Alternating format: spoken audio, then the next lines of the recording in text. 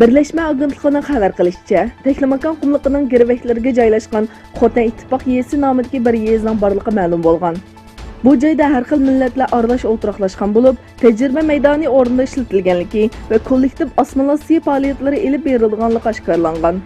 Uyg'urlarni jamiyatga moslashtirish bahonasi bilan qurilgan bu yezning ichiga kirgan vaqtda aslida millatlar ittifoqligi tashviq qilingan bu joyda ittifoqlikning yo'qligi, aksicha Uyg'urlarning milliy va diniy kimligini ifodalash o'rniga tomlarning Xitoy bayroqlari bilan bezalganligi, Uyg'urlarning o'zaro Xitoycha paranglashga majbur ekanligi ma'lum bo'lgan.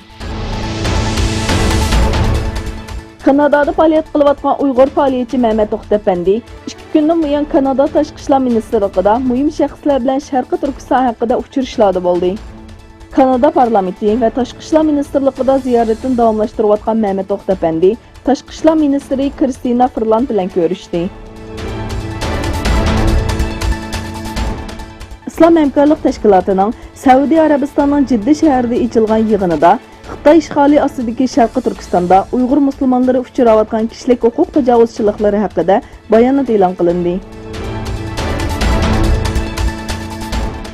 Huawei shirkatining bosh moliya amaldori Meng Wanzhou Amerikaning talbiga asosan Kanadada qo'lga ilingandan keyin Xitoydagi ba'zi shirkatlar olma mahsulotlarini o'z ichiga olgan Amerika tovarlariga qarshi boykot qilish faoliyati boshladi.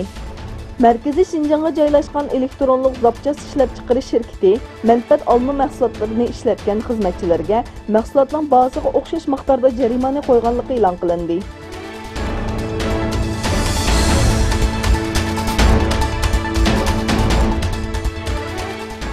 İsrailiya qismlari ishg'ol ostidagi Sharqiy Quddusdagi Quddus universitetida bostirish harakati olib bordi.